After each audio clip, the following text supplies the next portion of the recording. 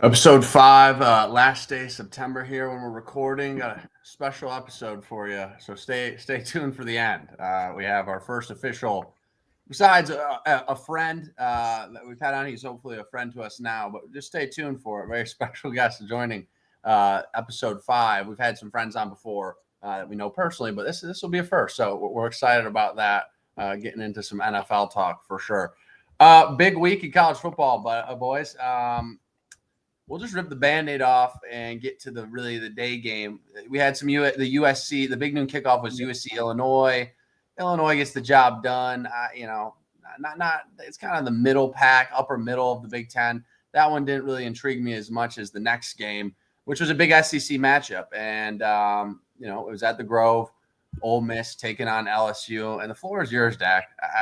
What do we see here with the LSU Tigers? They did lose, I believe it was by a touchdown. The score's escaping me right now. 24-19 is what. 24-19. Okay. Yeah. But yeah, floor is yours on that one, man. First loss for LSU this year. They lose to Trinidad Chambliss, the former Ferris State quarterback, and the Ole Miss Rebs there to get their first loss in the Grove. I mean, it feels like same story, just different cast, slightly different plot. Right now, our offense is ranked 100th, where our defense is now, top 15, top 10. 2 years ago, it was reversed. You walk into this game. I understand that now in college football, you can lose 2 games. I mean, you can lose 3 games if you really want to and potentially still make the playoffs, and you could still go on a run. Ohio State was a 2-loss national championship last year. It's not the worst one to lose, but I'll be honest. That Ole Miss team, they're not a top 5 team. They're not a top 10 team. They're 13. Like that. That's kind of what they looked like. They have a lackluster defense, and they play fast pace on offense, and they didn't make a lot of mistakes. But LSU's issue this entire season was everybody said they couldn't run the football. Brian Kelly got really upset about it, right, against Florida. And everybody was waiting for Nuss to kind of take the top off and look like what he did last year. And pre-game, I don't know if you guys saw it. They're like, what's the game plan for today? Brian Kelly said, we're going to attack the perimeter. We're going to go long. We're going to control the football. They did none of that. Absolutely none of it. We consistently gave the ball back to Ole Miss as we were up 7-3. Ole Miss rushed 3 guys the entire game and dropped 8 the whole game. They rushed 3 guys, dropped 8. We didn't change our game plan whatsoever.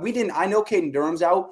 We didn't even try to run the football really after the first quarter. You let Nuss throw it 34 times. And that's where, I mean, when you watch him play this year and you watch him play specifically against Ole Miss, there is no zip on the ball. He's kind of floating it up there. He underthrows every single deep ball. He's missing drag routes. People said going into this week that he hurt his torso. He's been hurt the entire season. Now they're saying maybe surgery is involved. Now they're saying, but other folks are saying that's absolutely not true. He's not hurt. He needs to get healthy, whatever. I don't know what the case is, but it doesn't look like the same guy. And you're certainly not helping him by your inability to run the football and your inability to pass block. And you're putting him in a bad spot. You're putting your defense in a bad spot. And again, it felt like Brian Kelly and his stubborn ass, he went into this game saying, we are going to win or lose. We're going to do it our way. We're going to game plan. We're not going to change a thing. We're going to stick to LSU football, trust our defense no matter what happens throughout the game. Win or lose, we're doing it our way, which is what he's done since he was here. It's what he did at Notre Dame, and I'm fucking tired of it. I'm tired of it. The minute we hit the second quarter, I knew that game was lost. They were never going to change. They were never going to make any adjustments. And it's aggravating as shit, especially because afterwards he goes, it's all about the preparation. We didn't prepare well. What do you mean you didn't prepare well? Ole Miss gave up 600 yards to Kentucky. In Kentucky, you knew what they were going to do. They were going to rush 3 and you couldn't run. And then you put your defense in a bad spot. It's frustrating. It's not the end of the season, but I'm not investing into this stupid Brian Kelly era anymore. Like I just can't. I can't do it emotionally. I do want to note that you guys did get robbed of a touchdown. We got robbed of a touchdown. The DJ Pickett pick 6 was not PI. That one sucked to see. But I mean, like at the end of the day, our defense was on the field the entire time. There was a play, you guys were watching it with me. There was a play where Chris Hilton was, after watching it back, watching the highlights, he had like 10 yards on the guy. And it was a 40-yard throw. Nuss underthrew him by like 5-6 yards. That's the thing here is, there's speculation. It's something to do with Nuss because he doesn't look the same at all compared to last year. Now, does the team – this game's kind of an outlier, but the last few games, and you can say Clemson's not as good, but it doesn't really matter. I hate that kind of argument to an extent because it's like Clemson still had those guys and like they started to get worse as the season went on. You know what I mean? They still have talented players on that team. No, I think that's still a big on the road. And it's week one. You know what I'm saying? It contributes to them getting crazy worse. Environment too. Yeah. Right. Exactly. Week one, they just were in the playoffs. Like they didn't really lose a lot of players. I digress. What I'm asking though is because he does look different. And you got it. Some of the blame has to be on us. Now, some of it definitely needs to be on Brian Kelly and the offensive play calling in general. But do you think it is an injury that they're not talking about? Do you think it really is that? Because let's call it how it is. I feel like last year too with Nuss, he had to play that way because the defense. I didn't feel like it. It was facts. He had to play that way because the defense was so bad. They had to just sling it around the field. There was a conservative feel to this, and we were talking about in the middle of the game. But also Nuss just doesn't look the same. He looks more, I don't want to say timid, but he's not zipping it. That's the best way to put it. Yeah. So He's playing tight. He's playing tight. So my thing, at least going into this week, statistically, what was going on with Nuss, I didn't put any of the blame on him. I thought it was more so the play calling. I do think it's still, to this day, I think it's the play calling. The play calling under Joe Sloan has been atrocious. If you go back to last year, we threw the ball 59% of the time, opposed to running the football 41% of the time. Those percentages on Saturday were the same. To give you a little bit of context, in 2019, with the greatest passing attack of all time, the percentages were 51% to 49%. We didn't even throw that much with Joe Burrow. Okay. And so that's kind of what it's been under Joe Sloan. And that's what it looked like on Saturday. It is to an extent on Garrett Nussmeier, because you should be able to go to the line and you should be able to recognize they're rushing 3 here. They're playing back 8. I should check to a run. This is a good spot to check to a run, even if you don't have Caden Durham. Yeah. But it's tough if you can't run block whatsoever. The biggest piece, and it was the first time that I noticed on Saturday to answer your question, is he's missing drag routes. He's not hitting the deep ball whatsoever. It looks like he can't get out of the pocket. At least last year, he could roll out of the pocket and throw on the run. I haven't seen him throw on the run whatsoever this year. And if you go back and watch his highlights from last year, he was a Brett Favre gunslinger. And I don't think you just lose that. It was night and day, the difference between him and Trinidad Chambliss. On one side, you got a guy who's running all over the field, playing loose as hell. Yeah. You could tell he was just in the zone. Whereas Nuss, every time you watch LSU try to put a drive together, you just felt like Nuss was in his own head. And if he's not injured, then I have no answers. It can be, obviously it's the play calling. There's a lack of a run game. It's a new offensive line, but he's just missing throws also. He's missing deep throws. He's missing throws underneath, and they can't get anything going. I would be surprised if there isn't something going on, because he just doesn't look like the same guy, which is super unfortunate. Even if he did, though, I think, we would still have a lot of the same issues that we have right now, because a lot of it is the play calling and how, We'll say in terms of weight, he doesn't look like the same guy either. He put on a few pounds. Yeah. Also, nice little tidbit too. I found this out last weekend. Mike Denbrock, he was our OC when Brian Kelly first got here. He was the OC for that 2023 team. I guess so. I thought he had just left for Notre Dame. That's where he was from. He wanted to go back there, wanted to be with his family. People are saying now he was actually, in a sense, forced out because they did not want to lose Joe Sloan. They thought Joe Sloan was kind of the mind behind the whole 2023 offense. He was also a big piece in recruiting Bryce Underwood. They went to Mike. This is in theory. They went to Mike Denbrock and they were like, "Will you be co-OC with Joe Sloan?" He said no. He left. Joe Sloan took over. The offense has been significantly worse the last 2 years. Well, they're now down to 13. Like you said, the season not over, especially in the new era of college football. But there needs to be improvement on the offense side of the ball. The defense didn't play bad. Trinidad had a good game, sure, but that's not why they lost this game. As we talked about, they got opportunities for them, and they just didn't. They didn't take full advantage of it. Whether it's Nuss being injured or Sloan's offense or Brian Kelly being a tool bag that he is. And even more of a tool bag now after this game because it is clear that running the football is an issue. And so it was Yeah. a completely valid question by that reporter. Well, like I'll ask you guys this too. Like this is why I said I was like I can't continue to emotionally invest in this season. What's about to happen? Because like we've seen it every year under Brian Kelly. You can predict what's about to go down. It screams 9-3. Well, screams. The thing with Brian Kelly is we go back to his time at Notre Dame. Who were they playing? Like the SEC is a whole different gauntlet. It's an every given Saturday type of conference. Every week. I say that when they play the big dogs, like Ole Miss sits at 4 right now, and they're the highest ranked SEC team. At the end of the season, do I believe, although they might be a playoff team, do I believe that Ole Miss team's the best team in the SEC? Probably not. Is it Oklahoma? Is it A&M, who's 5-6? Probably not. I don't know. Alabama could be. Texas could get up there. Georgia could bounce back. Like they didn't. They're not jumping off the. They had a game that was a struggle, even though they won by 6 points against Arkansas and Sam Pittman, who's canned. Sam Pittman's tits. Rest in peace. So he's gone. But I do think there's issues, and they need to figure them out because if they do go 9-3, Dak, depending on the schedule, they're not guaranteed in. 10-2, you're in. 9-3, you're not. I mean, we saw a few 9-3 teams not make it last year. Alabama, Ole Miss, South Carolina at the end of the year.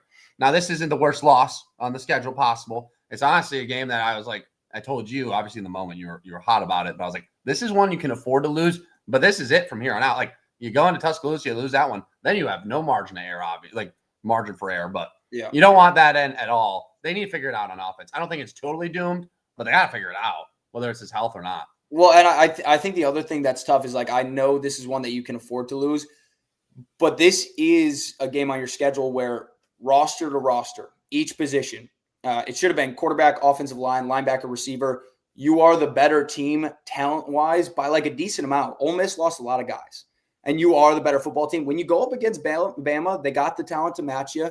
Oklahoma's got like John Mateer. They got a lot of talent to match it. Texas A&M has spent a lot of money on their roster as well. And so like, that's where this is a really frustrating one to lose for sure. I think you just gave yourself the answer right there though. I mean, it's obvious. I think that it's just the coaching at this point. Like, because you're right. It's the talent is way better on LSU, but they looked significantly worse than Ole Miss in that game. And it was a close game for how it felt, honestly. Like Ole Miss, it really felt like for at least half that game had control of it. Because they did. Yeah. Yeah.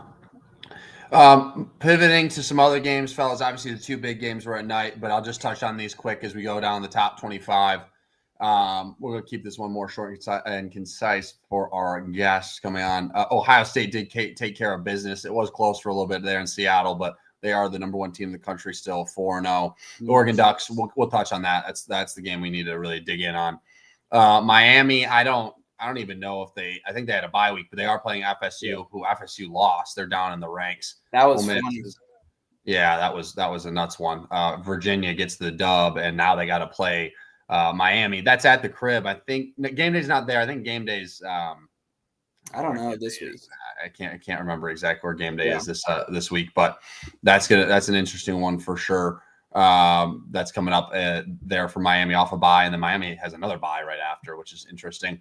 Texas A&M got a big dub against Auburn. It was ugly, but they're proving they can win different ways. They won 16-10. It was at home, but that's one of those two games, Notre Dame or Auburn. Old A&M loses, so they're sitting at 6 right now. Oklahoma, I believe, had a bye, and then they have Kent State before Red River this week. Penn State, again, is at 7. Indiana gets the dub against Iowa. I believe that was 20-15 in Iowa City. A little bit of a come down, after their big win against Illinois. Texas was off. They sit at 9. Alabama and Georgia. Let's just get into that one. Let's do that before we get to the Penn State Ohio State game. I was super impressed. It was hard for me to watch both games. I was mostly paying attention to Penn State, Oregon. But man, Ty Simpson, it's the guy that, he's the field general out there. And I'll say this, two things that stood out. Ty Simpson, good. That Georgia defense is sus, specifically the secondary. Not great. They've let up a lot. And that Tennessee game, they let up a lot of points. In this one, it was 24. I think where they had 24 by the beginning of the third or middle of the third. Yeah. And then they held them kind of in the fourth. Yeah. Yeah. But I don't know. This Georgia team, to me, again, I'm going to wait because I feel like, they'll go 10-2 and probably be in the playoffs. But the world of college football we're living in now, boys, where you can't just throw out the Georgia uniform and helmet and be like, they're winning 11 games. Yeah. Not the case anymore. And Alabama's got their number. Huge win for Kellen DeBoer. But Ty Simpson stood out to me. I want to ask what stood out to you guys. I thought he looked really good. And that Georgia defense. Not a Kirby Smart Georgia defense we've seen in the past. I know they lost guys, but those are the two things that stood out to me. I would say the same. I said it. I guess we skipped last week, but 2 weeks ago, I was ready to buy back in on Bama. I thought like the Florida State loss was kind of something that they needed. That's never something that they would have needed under Nick Saban, right? But that's a different head coach. To get these guys going and get them playing at a high level. I almost think the Florida State one was maybe a good thing for them.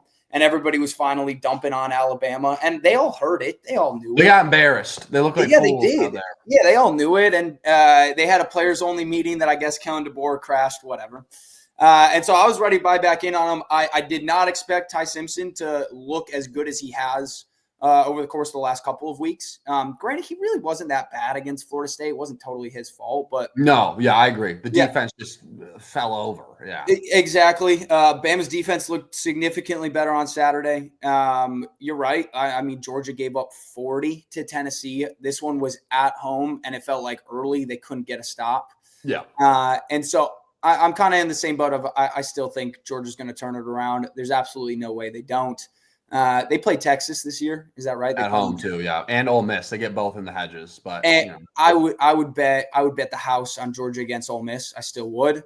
And then kind of the one thing that I'll say on Bama, though, because I did hear this take. I think it was A.J. McCarron maybe had this one.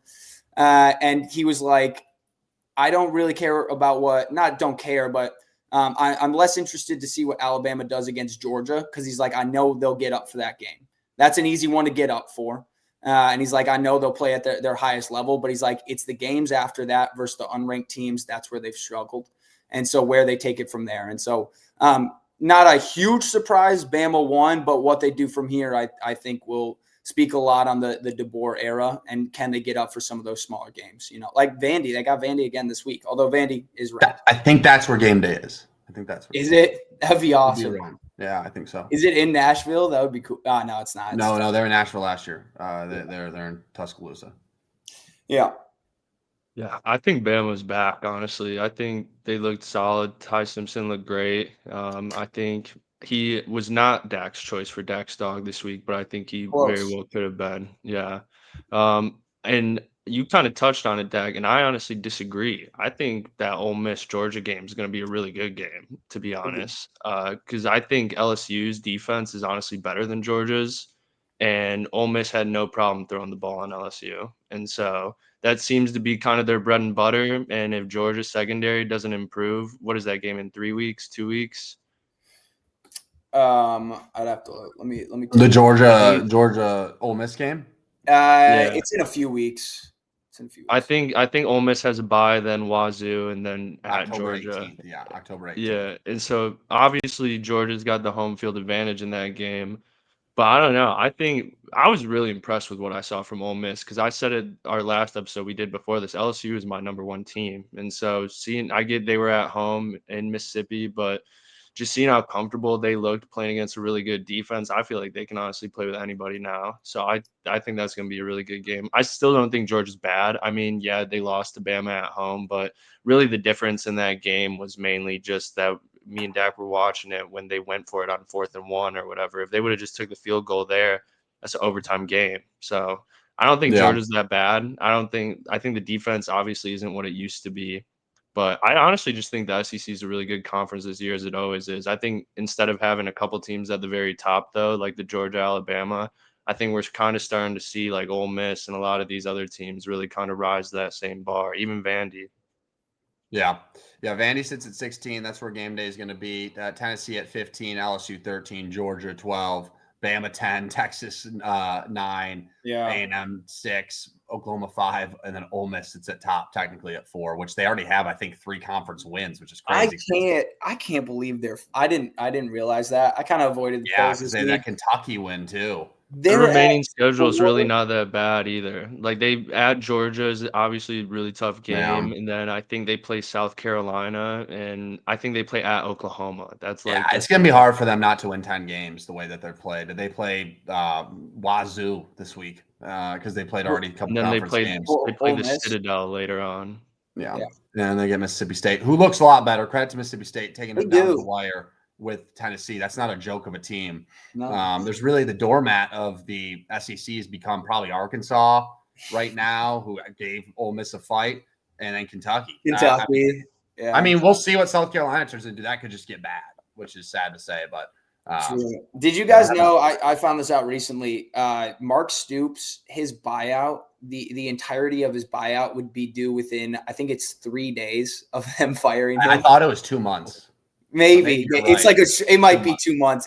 I think it's I could be wrong, but I think there's a portion of the installment due like almost immediately, and then it's ridiculous, and it's a lot of money. And he legit was on a plane and touchdown in College Station last year for that A&M job. And they're like, actually, we hired Mike Elko. You can go back, and all the team knows that. Yep. Yeah, not a great look, and I don't blame the man. It's a better job. But, when you got to go back on their private jet, be like, actually go back to Lexington. Not great. All right, boys, let's talk about the big one. Let's rip this one open. Stu, I'll go to you here. I'll say some thoughts, but you are the kind of our Big Ten correspondent, Dak being the SEC correspondent. But I'll say this. That game was big game James being big game James. We know the stats. Penn State. This was the one, though, fellas. I mean, of all times, of all seasons, of all reasons to win. Yeah. You got a team from the West Coast who has yet to have their bye. Now, they didn't play a lot of tough teams. Let's be honest here. But the Oregon Ducks come in. It's a whiteout. It's at night. Your team's fully healthy. You played a bunch of cupcakes. You get a bye. This is the one we've been talking about for a long time. When the schedule came out, we knew that was going to be a whiteout game. We knew Oregon was going to have a new quarterback, Dante Moore, answer from UCLA, a Detroit native. And, they had a bunch of cupcakes themselves, sure, but they didn't have a bye. So there was no excuses for Penn State, who played against Villanova, who played against, I believe it was FIU and Nevada to kick off the season. And I'll say this, and I'll let you guys kind of unpack it. He's 4-21 in top 10 opponents. I believe he's 17-28. Maybe that number's a little off. I can look into it against top 25 teams in his tenure at Penn State. And although this game went to double overtime, they were getting their ass kicked for quarters on quarters. And I'll give credit to Drew Aller for this. Only one thing.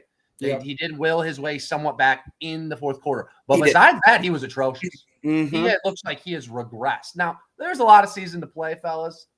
They play Ohio State. And frankly, look at their schedule. Indiana's not a given. If they go 10-2, they're in.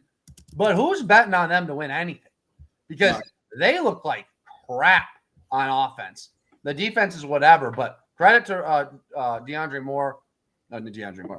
to Moore, switching up names there, for what he did at the quarterback position. He played great there. Dante Moore did. And that's a tough environment. They kept pumping in the Mo Bamba. I don't know if you guys were hearing that. Yeah. They kept playing it was overtime. And they kept doing the crazy train laugh like every single play. All the time, yeah. Didn't matter. They got the dub, and he throws a pick just like we saw in the semifinals games. I'll leave it at that. Big game James, not winning the big game. And Drew Aller, those are the two things that stuck out to me. Besides Oregon looking good, Dante Moore looking great, defense looking good too. They both look like shit. Referring to Drew Aller, who's been there for 3 seasons, got receivers coming in. Like, there's no excuse this year. This is the apex of Penn State. How much better can it get? Like, that's the thing about James Franklin. Good coach. He's never going to be great. They never win big games. He has no big game wins. This is the best their roster's ever going to be. Like, that's Agreed. just a fact. Under like, James Franklin, agreed. Yeah, like you have a guys returning talk QB. I just had to say that. Like, yeah, wait, Stu, you take it. Fig's getting into the trash. I'll be right back. Oh, great. Some bones. Yeah, so you said it, Kreitz. Like Drew Aller played one good quarter of football, and to be honest, a big part of that, I really think they didn't really get Kaytron Allen cooking until the end of the game, and we kind of talked about it when you were Overwatch, and I said, who you guys like more, Drew Singleton or Nick Singleton, I mean, or Kaytron Allen? And me and Dad, we played a lot of Penn State and NCAA, and Kaytron Allen's just the kind of the more power back. He gets the gritty yards, and they really he's been better this year, period, too. Yeah. Yeah, they really started using him in the fourth quarter, it felt like, and that's where it kind of opened up some breathing room for Drew Aller, because this was really a boring game the whole first half. There wasn't much action from either team. Oregon started to unlock a little bit once we got into the third. And then, like I said, Kaytron Allen, they got him going on the ground in the fourth, Penn State did, and that kind of opened things up for Drew Aller.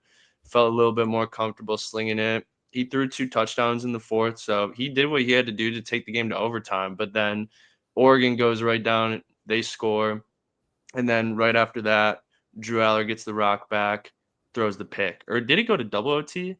It went to double OT. Yeah. It went to double OT, and they threw the pick. Yeah, exactly. Yeah, his first drive or his first play of the first drive of double OT. Because Oregon started with it, pick. Then they went right away, and then they got the ball. Wait, no, Penn State did start with it, right?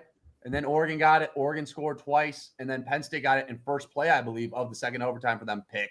Like, it was a bad pass. It was bad.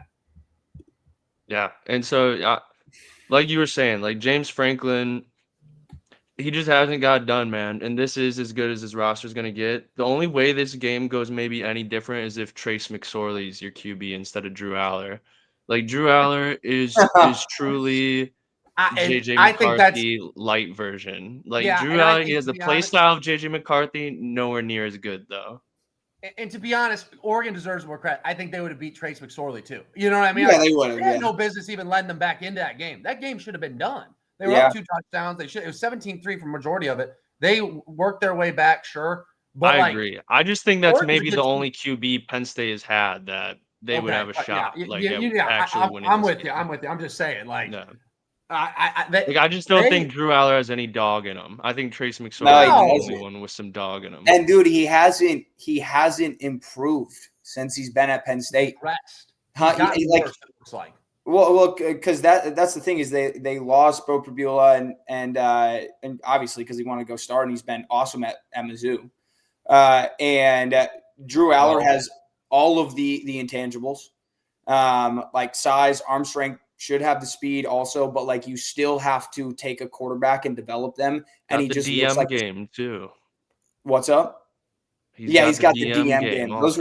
Those were atrocious. Yeah, those DMs. Yeah, that was bad. It was really bad. You still got to take the quarterback. You got to develop them, especially at Penn State. They should have a good offensive line, a good run game, and it looked meh. He did have, you mentioned he clawed back in the fourth quarter. He had that throw. I don't think it was to tie it. I think it was to close the gap in the fourth. And it was a nice ball, but it was to make it a touchdown game. It was to make it a touchdown game, right? Yeah, in the back there, back in the end zone, yeah.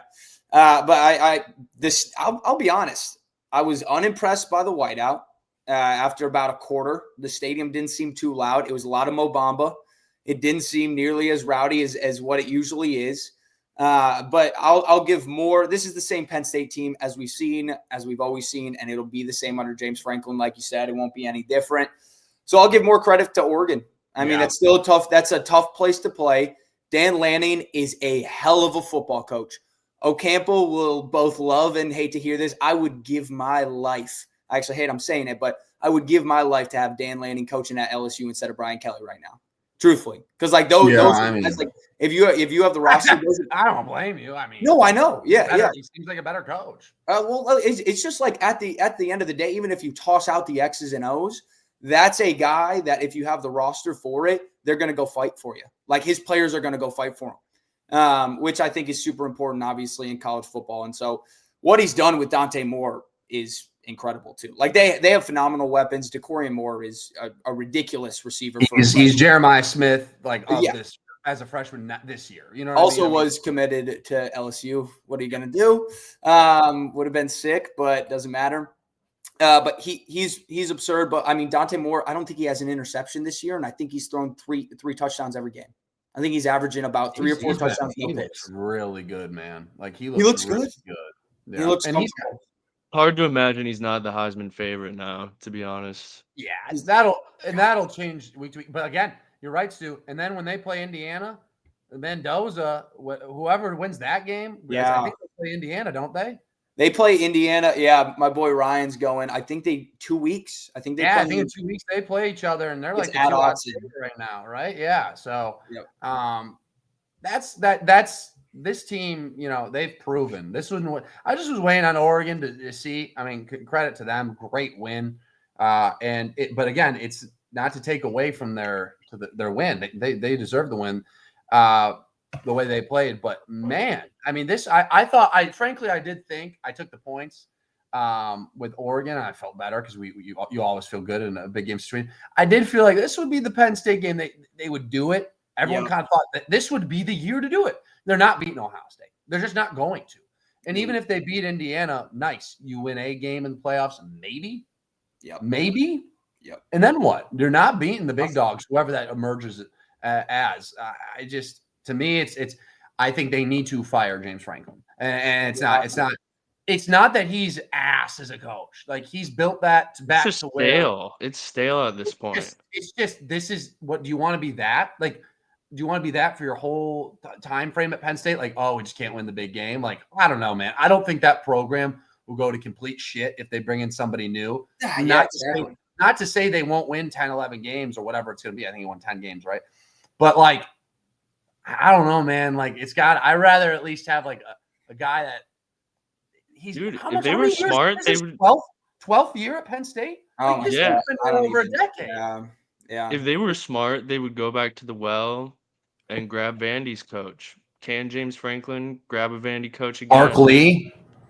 He's had bigger wins at Vandy than James Franklin has had at Penn State. Yeah, he has. Yeah. I mean, I don't know. It's just going to be, this is the same. Like if we're being totally honest, that Penn State team last year was the same as what it's always been. They just got a really nice draw in the playoffs. They got a very favorable draw. And this year they have a very favorable schedule, and they're the same team. Like you said, they'll 12th year. I just looked it up. Yes, it is his 12th year. I mean, he's got what? He's got a nice little. He has one Big Ten championship, right? Like a little against Utah. Nice. Sick. Sick. And while we're on the topic of the game, I feel like Dak, you might as well just say you're Dak's dog since Dante Moore is Dak's dog. Like he's my Heisman front runner. He's been fantastic. Oh, I think he's gonna be most people's. I thought Carolina Mike was joining. I wasn't when it spread.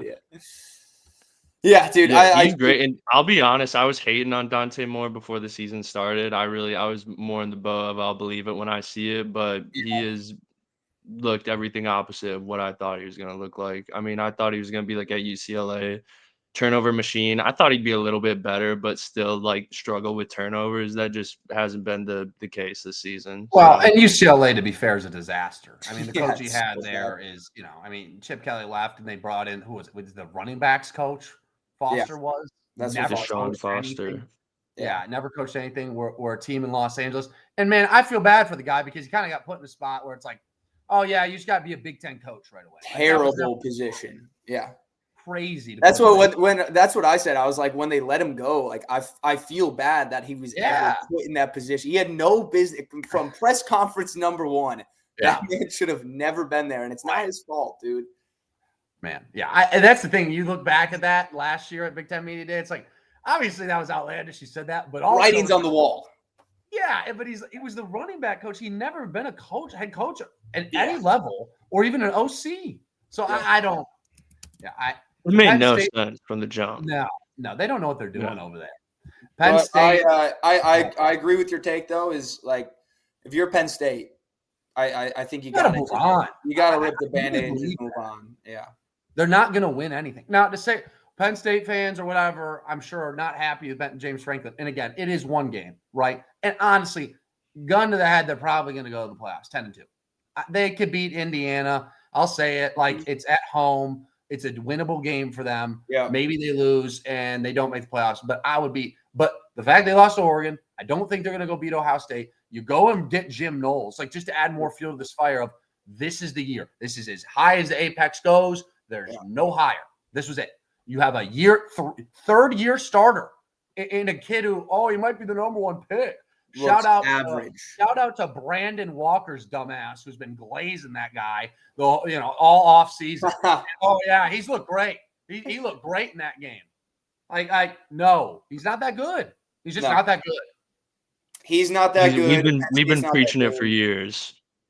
Dude, and their wide receivers just look. And I kind of fell for that a little bit. Like, he makes bad plays. I agree, Stu. Like, he's not he's not great. But I fell for, the receivers kind of suck. Their receivers don't suck anymore. No. Is Tyler Warren that big of a deal? Well, that's another part of it. Maybe. So, fellas, I'm going to pause this real quick. Okay. It appears our guest has joined the studio. So real quick, before I bring our guest to the stage here, just to give a little preface, he's been making waves all over IG Reels. I'm sure he's on TikTok as well, and he's been making waves on there. I'm happy to introduce one of the first TRC guests this season, Carolina Mike. Hey, Carolina Mike. Hey, how's it Carolina going? Mike, how we doing? What's up, party people? Sorry, it's my first time ever doing any sort of virtual meeting. I was on mute. You're good, man. No worries. Just kidding. Good. It's not my first time, but I get so embarrassed when I forget to unmute before I come right on. So thank you for having me. I'm on Zoom essentially every single day. I got one of those jobs. It's just a Zoom job, and I would say at least 5-6 times a week. I start off on mute and I have no idea. So you're all good. All good. Awesome. Carolina Mike, we appreciate you coming on, man. Like I said, for those of you who don't know Carolina Mike, he's a musician. He's been making some waves on Instagram recently with his song, If I Had $150,000. He's also a huge Carolina Panthers fan, which is why we wanted to have him on this week. So Carolina Mike, tell us a little bit about yourself, man. We want to know the man behind the mic. Well, all started about 51 years ago. So I'm granddad age, and I am still out here making some music and just trying to have some fun. Grew up in South Carolina. That's where the stage name comes from. Served in the military in the Carolinas as well, in North Carolina, and a huge Carolina Panthers fan. So all of that combined is where you see the name come into play. Just a regular dude, just working day-to-day job and just having some fun making music. Hell yeah, man. And we do want to talk about your song, but I just have a quick question about your name real fast too. Sure. Is your name Mike? Is that where the Mike in Carolina Mike comes from? It is exactly that. So there is a double entendre there built in. That's right. That's great. True lyricist. And so, getting into your song, I've honestly listened to it a bunch. You really just popped up on my feed one day. That's how I first saw the song, and extremely catchy, was stuck in my head. But how did you come up with the idea for the song, If I Had $150,000? Well, thank you, Stu. I appreciate that. Appreciate the support and the listening. It all just kind of just stemmed out of me forcing myself to try and, make a song a day. This was I've been sitting, like I said, it came out in 2023, the original first verse did. And the only reason I came up with that beat is because, like I said, I was forcing myself to just make stuff, and I was just playing around and the way the instruments were sounding. And I said, how cool would it be just to no, I don't want to use $1 million. It's already been done. And it's who's ever really going to get their hands on $1 million at one time, right? I figured it's a lot more likely that maybe it would be somewhere in the $100,000, $150,000 range.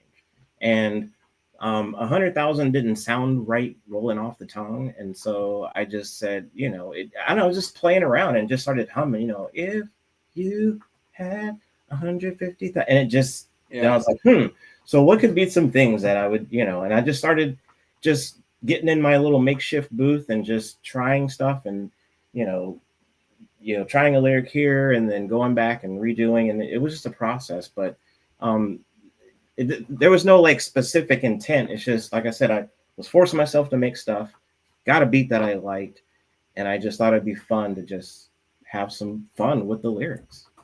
I gotta know, if you did have, let's say somebody tonight gave you $150,000. I'm sure you've been asked this on Instagram.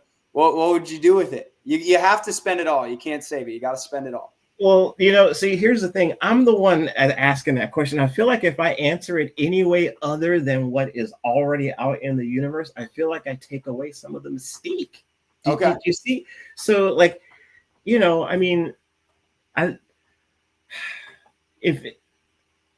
come on, just be sensible, right? I think the first thing I'd probably do, and now I'm blowing the whole mystique, but just to be real with you, I would put it away and I would hire a financial advisor and figure out exactly what to do to, like, first and foremost, make sure that my daughter could go to whatever school she wanted to go to. Yeah. Like, that'd be the first thing. Once she was settled in whatever school she wanted to go to, and then I would take the rest and I would go under the advisement of some people who, do this for a living.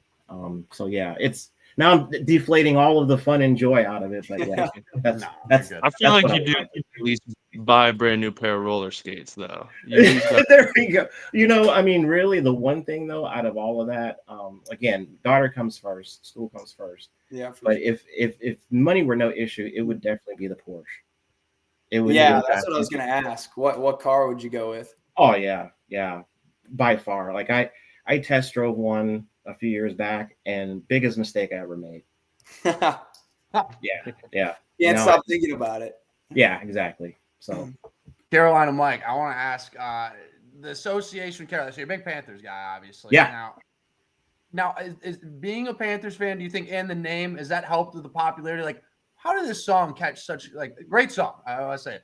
Well, how did it catch fire? And are you getting a lot of Panthers fans? Like, who's reaching out to you about this? Like, where did they kind of spark? There is a story. So I don't know how much time you have, but we got time. Let's hear it. Yeah. Here we go. So, like I said, the song came out 2023. It was one verse.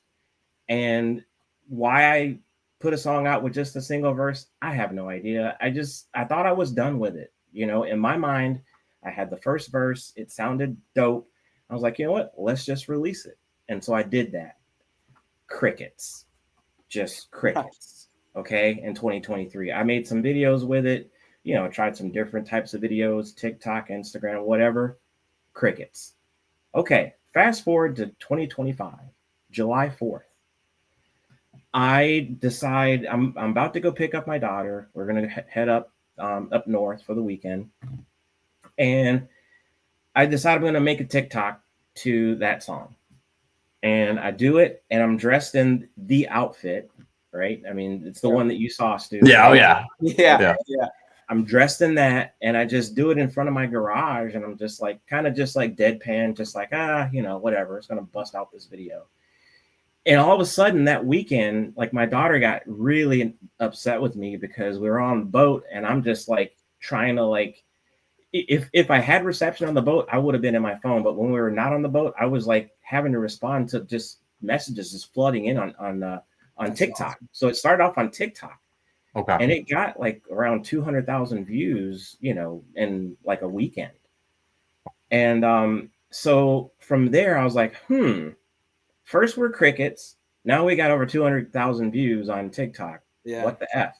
And so then I was like, I got to do something. Like, I got to figure out what this was. And so I had plans of doing the song live, just like the first verse, with a buddy's band of mine. Yeah. And in preparation for that, I was going to do open mics, right? And so before I went to open mic, I decided, you know what, let me just go ahead and hook up everything into TikTok from my phone, and had a mixer, and so it sounded really good. And I made the video that you probably saw on Instagram with the headphones, where I'm saying, Okay. And so when that finally hit, I put that on TikTok. It didn't do so hot. I split it up and put just the first verse on Instagram, and then it just kind of went nuts. And everybody's been reaching out. Like, first of all, shout out to all the fans, all the people who are messaging me. Yeah. Sometimes I don't get back. It's not because I don't want to. It's just because there's a lot going on. But we got Panthers fans. Carolina Panthers Instagram account gave me like some fire emojis on it. Like, there you go. That's awesome. Yeah, there we go. Let's go.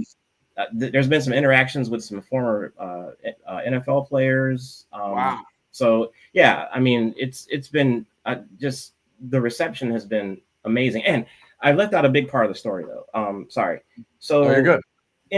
In between me making the jump from TikTok to Instagram, people kept asking for a second verse. They were saying like, "Yo, it's like, it's too short." Like they were saying, "Where's the rest of the song?" I was like, "That is the rest of the song." And they're like, "Nah, we need more." And so I called my mentors, like two of them, and I was like, "Yo, it blew up on TikTok. You know, people are asking for more, but what do you think?" And they were like, "Yeah, you need to open up the session, dude, and like add a second verse." I was like, "Nah." And then I call another mentor, and I was like, "Hey, the internet's asking for another verse. I really don't want to open up the session. What should I do?" It's like, "You got to open up the damn session." I was like, "God, are you serious? Like, come on." Yeah. So like, with the reluctant, nature, I was like, all right, I'm going to open. Well, I was a little bit concerned that I wouldn't be able to reproduce the sound I made for the first verse because I used a specific setup for that. Yeah. I have TC Helicon foot stomper effects pedal. Okay. And that's what I used in the first verse in the studio release. And I was like, oh man, what if I can't find the settings? Anyway, I went ahead and wrote the second verse in 24 hours at the advisement of my mentor. Yeah. And then one Saturday morning before I was going to go to a tennis tournament, I said, let me go ahead and just bust this out. Like the night before, that Friday night, I set everything up, found the settings, had a tennis tournament the next day, woke up, busted out that verse in the closet, and then went to my tennis tournament. And the rest is history. Like I uploaded the first and second verse to TikTok. It did okay, like maybe 30, 40, 1,000 views. And I said, you know what? I wasn't happy with the second verse that I did on TikTok. So I spliced it, took the first verse, put that on Instagram, and then it blew up to 2.5 million. Wow. That's wild. Yeah, 2.5 million is a lot of numbers. And what was the time frame? I know you said 2023. What's the time frame on this, Carolina Mike? This has been pretty recently, right? Oh yeah, so from July 4th until now, it's just been growing. Wow. Yeah, and I basically re-released it August 29th because, like I said, the internet wanted another verse. Yeah. I gotta know. Oh, sorry. What were you I was gonna say, Carolina Mike, I saw that you got pulled on stage for a band. I think their name's Cherub, and I saw everyone was chanting your name. What's that like being up there and you got everyone chanting Carolina Mike, Carolina Mike? It's unbelievable. Like I keep saying every now and then, I'll say it's like I'm living somebody else's life. Like because July 4th to now, I never thought that I'd be on stage with an actual touring band. And by the way, shout out to Cherub, Jason Jordan, Tyler. Wait, they do Doses and Mimosas, right? They do. That's awesome. Yeah, I had no idea. Shout out to those guys, and I hope H3 sees this, Ethan Klein, because I saw he follows you. I saw he follows you. Fair. Oh, so you guys can see that. Mm-hmm. You guys can see if he follow. Okay, that's true. Yeah. Okay, fair enough. So it's not. Yeah, that recently happened, and H3 played a huge part in the whole Cherub story. Now there's another story. Like if I get long, you gotta cut me off. But no, please. No, man, that's why we had you on. Yeah, this is great. Go into it. Yeah, I want to hear it. Thank you. Okay, so first off, shout out to Cherub. Y'all are amazing. Thank you for the opportunity, and shout out to H3 Productions, Ethan Klein, because when the first verse came out, he shared it on his story on Instagram, and I found out about it because somebody else saw it and they were like, yo, H3 just like shared your video on his stories. And I was like, oh, sweet. And because a weird thing about Instagram and Instagram peeps, if you're listening, it would be nice if like when someone shares your reel on their story, if they don't manually mention you, you don't know about it. Yeah.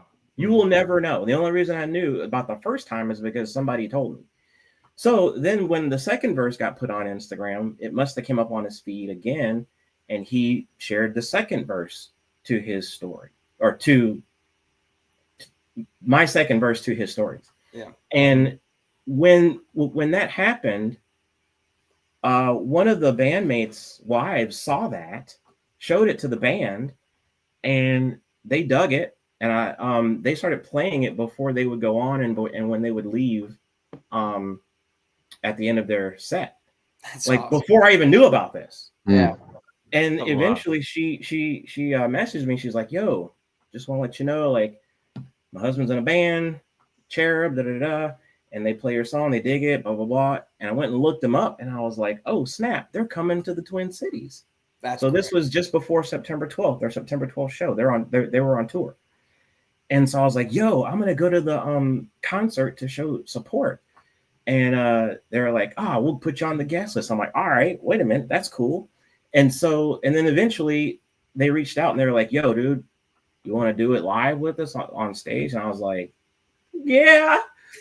Yeah. What do you mean? Sure. Do I? Right. Yeah. So September 12th, they came to town. I went up there, hung out. That was the first time that that I was able to be on the same stage as them. It was so cool. And then they invited me to the Raleigh show. And so I flew down. I was up for 24 hours on Sunday. 2 Sundays ago, I woke up at 2 a.m. and flew to Chicago, then flew to Charlotte, then drove 2.5 hours to the venue for sound check. But it was worth every minute of it. That was the one where you saw them chanting my name. And that's awesome. To answer your question, I had no idea what to do. I was just like floored. And this like just all transpired within the last couple of months? Since July 4th, man. I'm telling you, July 4th, 2025 is that's great. You'll remember forever. Yeah. Yeah. Are there any? I get you mentioned like a couple NFL players have reached out, and like the Carolina Panthers have engaged a little bit. Are there any other like creators or former NFL players, anybody else who's reached out to you who's been like, wow, like that's awesome? And then second part, are there any other bands that like you would love if given the opportunity to just play on stage with them one time? Well, I'll start with the last one you asked. Yeah. Any band, I'm a huge Parliament and the Funkadelic. Like okay. Nice. That would be amazing. They were actually my first concert back when I was in college. As far as people reaching out, I want to keep some of that close to the vest, you know, as far as that goes. But it looks like you can all see who's followed me. But and again, there have been a handful of folks that I'm just like, whoa, like this person now follows me, and I go look and see they are only following just a few people, but I respect it and I appreciate it. Again, it's really, really new, and sometimes it's a bit overwhelming. Yeah, I can imagine. Yeah, if it's all happening that fast since July 4th, I can definitely imagine that getting overwhelming. And I will say, I think we need to start the petition right now.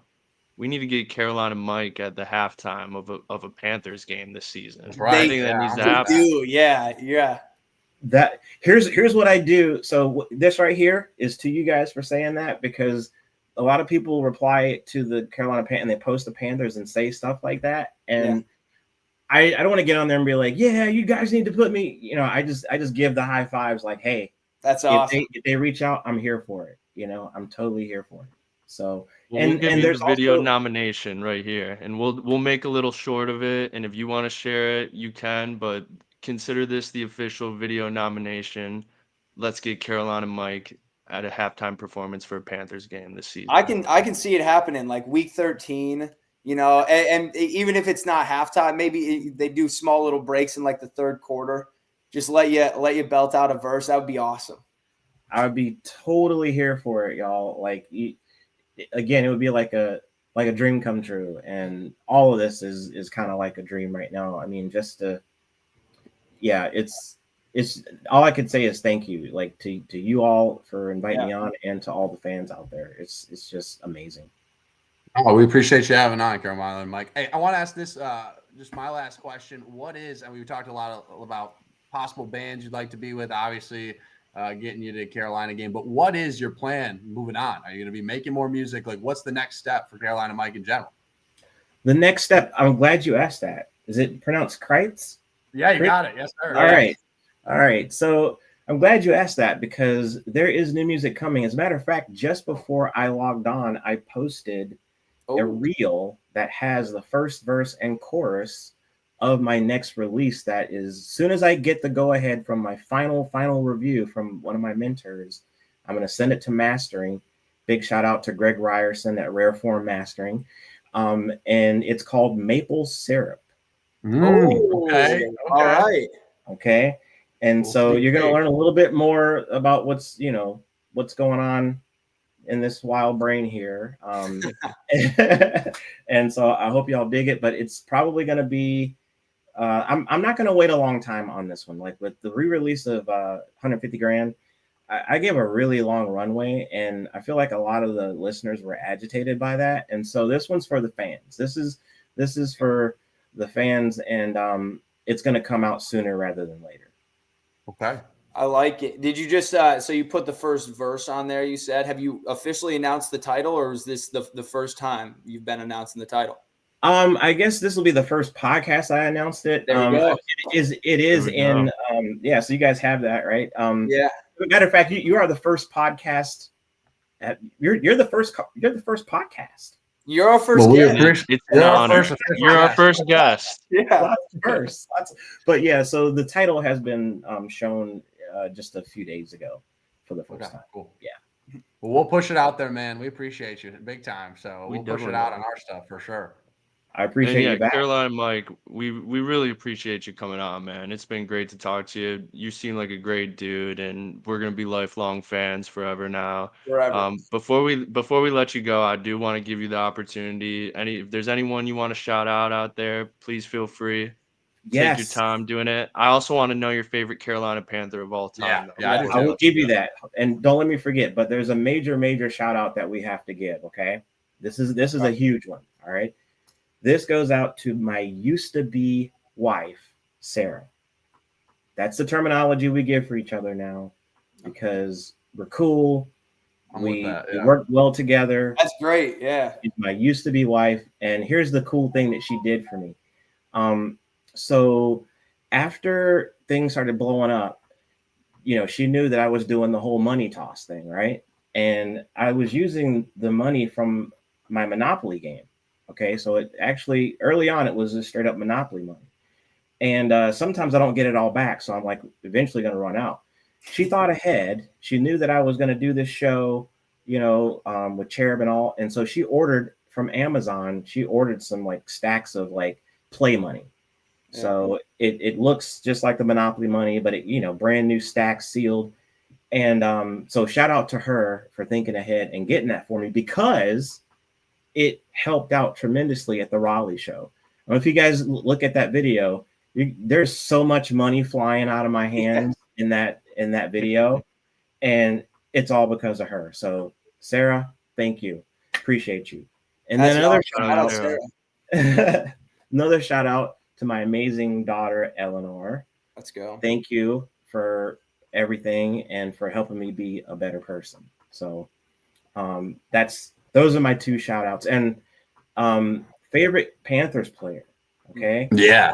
Favorite, I really feel like it's a toss up between Steve Smith, Jake Delhomme, like that was just the era. And I mean, Steve Smith, because it's so just chippy, and I sort of saw, myself and him being like a shorter dude, and having a little bit of that little feistiness. Yeah. That dog in you? You got some of that dog. That's what I was just gonna say. Dog in him. Got that Oh, dog. man. Yeah. I saw that's a Jake Delhomme poster in your background, right? It is. It is. And one of them is actually autographed. So let's go. That was awesome. Yeah. So Jake, Steve, appreciate y'all. So big shout out to Jonathan Stewart. Okay. It's hard to pick just one, but What about the Cam other Newton? Stu? The other Stu. Hold on, and Thomas Davis. Yeah. Okay. And what were you saying? What about who? I said, what about Cam Newton? Were you a big Cam Newton guy? Or? I am a fan of Cam for what he brought to the game. Yeah. Is just unbelievable. Like the skill and the ability to just make stuff happen, like make something out of nothing. So Superman, he was Superman. Like he was. 100%. There's just no doubt about it. So, but yeah, hopefully that answers your question to a certain extent. Yeah, for sure. Definitely. Well, hey, Carolina Mike, man, we'll let you go. We appreciate you coming on here so much, dude. It's been great to get to know you, and you are by all means welcome to come on, and we'll talk some more Carolina Panthers football. We'll talk some more music anytime you'd like, man. You got the open invite forever. I appreciate and shout out to your old wife. Shout out to the daughter. And honestly, we're excited to see the journey. We're excited to see the journey. We're excited to listen to Maple Syrup when we get the full drop, man. All of our fans, stay tuned to Carolina Mike. Go follow him on Instagram. Follow him on TikTok. Hey, awesome. I'm sure this won't be your last podcast. We'll be following. Right. We'll be following. Happy to be the first ones out. We're happy to be the first. We are the first. Yeah, I love it. It's been a great experience, and so let's definitely stay in touch, fellas. Yeah, for sure, man. Thank you, man. Appreciate you, Carolina Mike. All right, thanks, man. Appreciate you, man. Thank you. All right, Carolina Mike. What a great Carolina dude. Mike was awesome. Carolina Mike was an awesome interview. Yeah, cool dude. Like, what a cool guy. Very cool guy. Steve Smith, probably my favorite Panther too, historically. I think he's probably one of the coolest. Steve Smith for sure. Yeah. I saw the Jake Delhomme poster too, and I was like, I hope he says Jake Delhomme. Because that's a hilarious one also. Well, we got to get him on a game. You're right, Stuart. I think you're right on with that. We got to put him on to a Carolina Panthers halftime show. Like, I'm gonna clip that part from this episode. Yeah. We're gonna share that on Reels, and I'm gonna tag Carolina Mike as a collaborator. Hopefully he accepts the collaboration. And we're gonna add the Panthers and the fans. He even said it himself. His own followers want to see it happen. We want to see it happen. We can make this happen, fellas. They did it for the Colts guy, which was awesome. I think the Colts, they let him do it pregame, which was sick. And so I feel like if the Panthers, they've seen his page clearly. And so I feel like they'll get him there. It might be like a week 16, 17 thing, but I think they'll get him on. They could use him. No shade to the Yeah, they do. They need his help. No shade to the Colts guy. We all know I love my Colts, but Carolina Mike's song is actually like a good song. So hopefully, I like we can make this come to fruition. This is our Colts. It's pretty good. You know, we don't need that, but we don't need it. Yeah, let's be all Carolina Mike here. We're gonna Colts guy can come on later. We gotta be. This is I agree. Yeah. Carolina Mike is gonna go down in TRC lore forever. Well, let me put this out there too. We appreciate him being the first one. Let's not let that be the last one too. So if anybody is seeing this and happens to be watching the reel and wants to come on that thinks they got something to talk about ball or whatever, we're happy to have whoever on, and not just Carolina Mike, but we appreciate him. Great guy. You don't have to have a huge following. Like if you just got something to chat about, we want to have on whoever. We're a podcast of the people, but good call, Stu, and thank you for getting him on, man. You were the one who reached out. That was great. Yeah, I was surprised when I saw the reply. I was at work, and I saw somebody responded. I was like, who in the? and then I went and looked at his page. This is sick. I didn't even get a chance to tell him, but if you're watching this back, Carolina Mike, shout out to you for that. I mean, I've never had someone DM me so quick, say they were down to come on a podcast. So it was timely. He was timely. He told us 8. He came out at 8. The next guy we got to get on is Friday Crazy Night. Do you know about Friday Crazy Night? I know. Yeah, You can All right, we're gonna have to put you on after this episode. It's for all the folks listening too. If you just look up Friday Crazy Night song Instagram Reels, hopefully he shows up. It's one of the funnier videos that I've watched, and I can't stop. I'm gonna be honest though, that guy doesn't hold a candle to Carolina Mike's Carolina Mike's great guy. He's way better. Friday Crazy Night might be psychotic. Like that guy, there's something up with him, dude. Like, yeah, the leather jacket's a little bit much sometimes. Everything he'll be about him is a little bit much. But Carolina Mike was the GOAT. Also, crazy that Cherub had him on. I had no idea. That's sweet.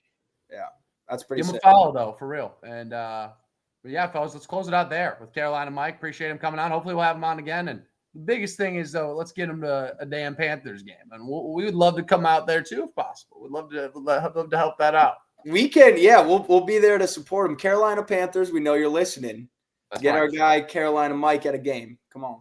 You could say we've gone from the reaction committee to the Carolina Mike committee. Yeah. I like that. Yeah. That's good. That was good. All right, yeah. All right, man. We'll see you. Hey, great episode. Good stuff, fellas. Yeah, we're out of here. Great episode. Yeah, great episode. Fire Brian Kelly. Peace. Peace.